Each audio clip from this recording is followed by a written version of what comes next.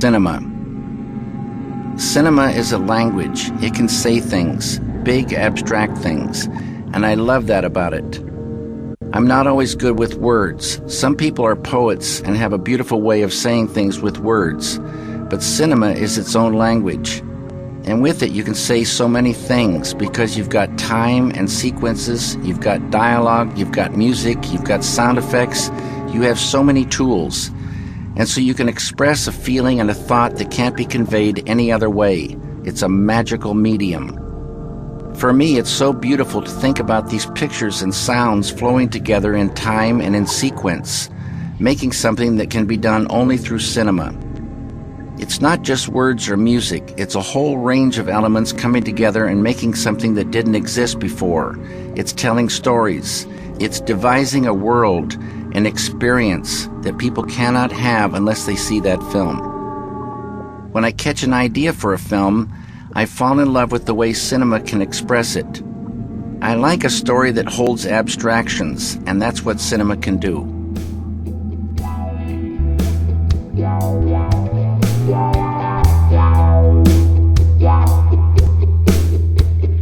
Suicide by Alvaro de Campos. If you want to kill yourself, why don't you want to kill yourself? Now's your chance. I, who greatly love both death and life, would kill myself too, if I dared kill myself. If you dare, then be daring. What good to you is the changing picture of outer images we call the world? What good is this cinema of ours played out by actors with stock roles and gestures? This colorful circus of our never-ending drive to keep going? What good is your inner world, which you don't know? Kill yourself, and maybe you'll finally know it. End it all, and maybe you'll begin.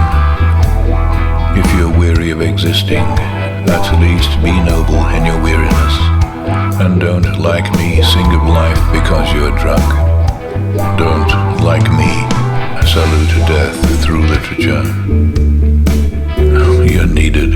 Oh, futile shadow-called man, no one is needed.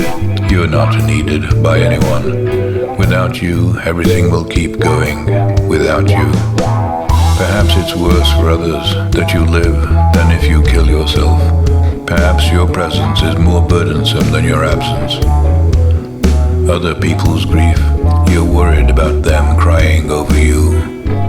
Don't worry, they won't cry for long. The impulse to live gradually stanches tears when they're not for our own sake, when they're because of what happened to someone else, especially death, since after this happens to someone, nothing else will. First, there's anxiety, the surprise of mystery's arrival, and of your spoken life's sudden absence. Then there's the horror of your visible and material coffin, and the men in black whose profession it's to be there.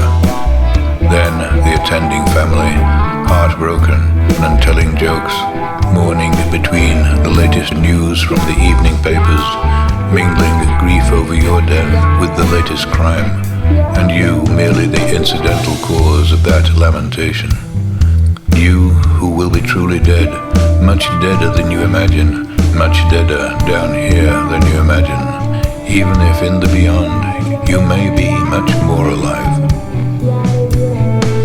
Next comes the black procession to the vault or grave, and finally the beginning of the death of your memory. At first everyone feels relieved that the slightly irksome tragedy of your death is over. Then, with each passing day, the conversation lightens up and life falls back into its old routine. Then you are slowly forgotten.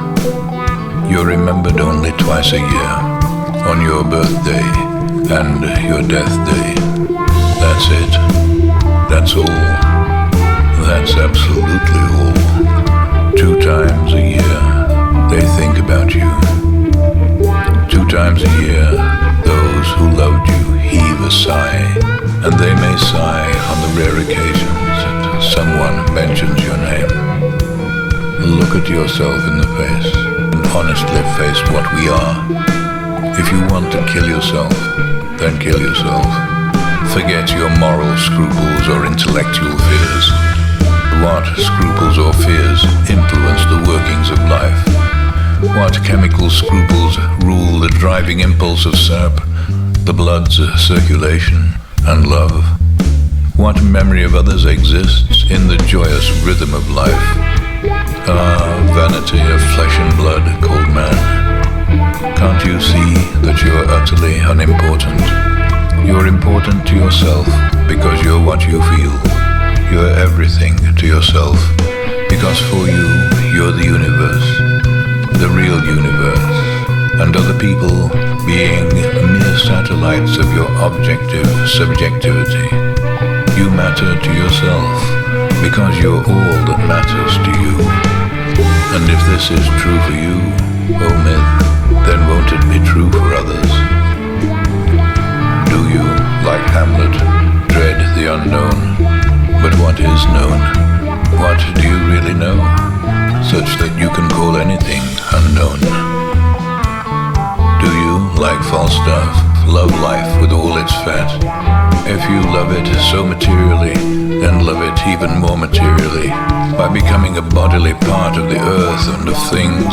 Scatter yourself, O physico-chemical system of nocturnally conscious cells, over the nocturnal consciousness of the unconsciousness of bodies, over the huge blanket of appearances that blankets nothing, over the weeds and grass of proliferating beings, over the atomic fog of things, over the whirling walls of the dynamic void that is the world.